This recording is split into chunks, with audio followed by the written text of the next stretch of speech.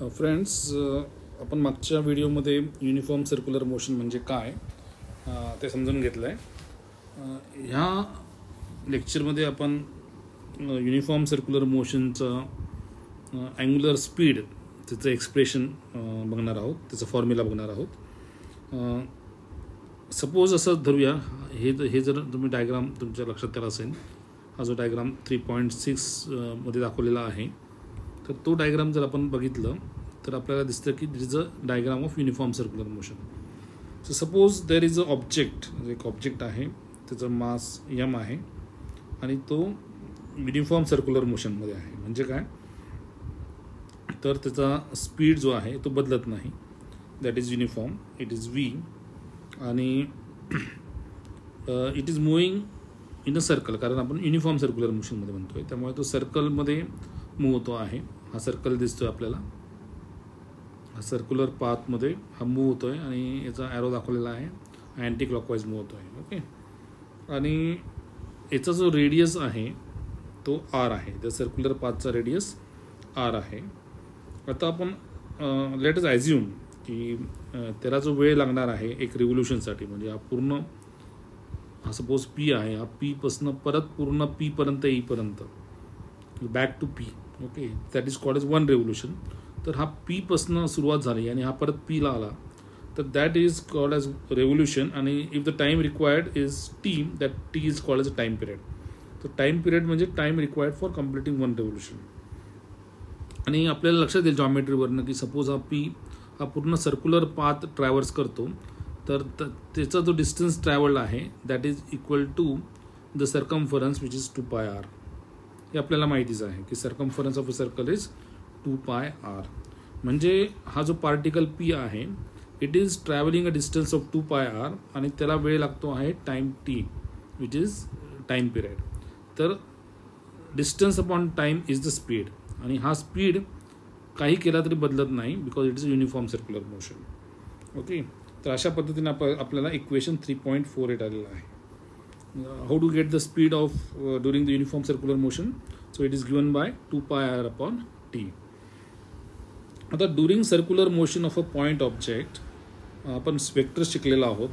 तर हा जो पोझिशन वेक्टर आहे ऑब्जेक्टचा, which is from the centre to the particle, okay, म्हणजे हा जो पोझिशन वेक्टर r आहे, इथे दाखवलेला आहे position vector r. Okay, r हा पोझिशन वेक्टर आहे. तर याची डिरेक्शन जर बघितली तर तुम्ही o पासून p पर्यंत आहे. Okay, so it is away from the centre of the circle. हा पोझिशन वेक्टर आहे, आणि जर हा पार्टिकल p जसं जसं युनिफॉर्म सर्क्युलर मोशन परफॉर्म करतो, पार्टिकल p जसा along the uniform circular motion move होतो, तर radius vector would describe the equal angle in equal interval of time. म्हणजे अँगल, म्हणजे सपोज टाईम t घेतला आणि ह्या पोझिशन वेक्टरनी एक ठराविक अँगल थीटा त्या वेळेमध्ये डिस्क्राईब केला, तर पुढच्या सेम टाईम पिरियडमध्ये सपोज t1 आहे आणि हा सपोज हा जो पोझिशन वेक्टर आहे इथून इथपर्यंत आला, p टू p डॅश आला. ओके, तर हा t1 बसनं t2 पर्यंत येला, हा जो t1 टू t2 पर्यंत येला, समजा टाइम इंटरवल डेल्टा t आहे, तर त्याचा अँगल थीटा झाला, थीटा 1 म्हणूया आपण. तर हा जो अँगल आहे, हा अँगल, आणि इतर कुठली जर टाइम इंटरवल घेतली, सपोज तुम्ही एक टाइम इंटरवल घेतली, तर हा अँगल, सपोज ही टाइम इंटरवल आणि ही टाइम इंटरवल सेम आहे, तर हा अँगल आणि हा अँगल सुद्धा सेम आहे. म्हणजे याचा अर्थ काय की the vector describes equal angle in equal interval of time. Equal म्हणजे टाइम इंटरवल जर बदलली नाही तर तुमचा अँगल सुद्धा बदलत नाही. हे महत्त्वाचं आहे. टाइम इंटरवल बदलले नाही तर अँगल सुद्धा बदलत नाही. So what does that mean? It means that आपल्याला स्पीड आणि अँगल हे दोन्ही पण डिफाईन करायचे सायमल्टेनियसली, आणि this we call it as omega. Okay, we put another term which is called as a angular speed. Okay, so angular speed is a new term which we are introducing. हा जो speed होता, this is a different speed which is 2πr upon t, but now we are talking about a different speed altogether which is called as a angular speed. तर angular speed काय आहे? तर angular speed is the angle upon time. Angle described by the radius vector per unit time. म्हणजे उदाहरणार्थ हा जो vector आहे, हा जो वेक्टर पोझिशन वेक्टर आर आहे, हा पी पासून परत पी पर्यंत यायला, म्हणजे ही पी पोझिशन आहे, पी पासून तो परत एकदा पी पर्यंत यायला किती अँगल सबटेंड करतो, तर तो 2 पाय रेडियन इतका अँगल सबटेंड करतो. म्हणजे 2 pi is the angle as the particle moves along a circular path.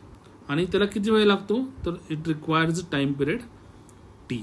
T is the time period required. So 2 pi upon t is what, 2 pi upon t is the angular speed. आणि 2 pi r upon t काय आहे, it is called as the regular speed which you are talking about. Okay, uniform speed v. तर uniform speed v and angular speed omega, they are two different terms and very important terms in uniform circular motion. आणि दोघांमध्ये नातं काय आहे, तर हे नातं काढण्यासाठी आपण थोडं मॅथमॅटिकली बघू. 2 पाय अपॉन टी, तर मी वर पण आर ने मल्टिप्लाय केला आणि खाली पण आर ने मल्टिप्लाय केला, तर काय येईल, मला 2 pi r upon t upon r असं येईल. ओके, मल्टिप्लाइंग आर आणि r in the numerator and denominator, I will get this 3 terms. आणि 2 pi r upon t is what, this is your uniform speed v. Okay, so uniform speed v upon r is the angular speed.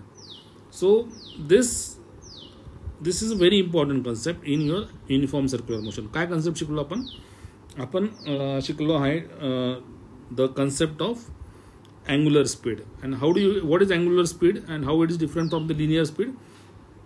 Angular speed is the angle which is described by the radius vector upon time.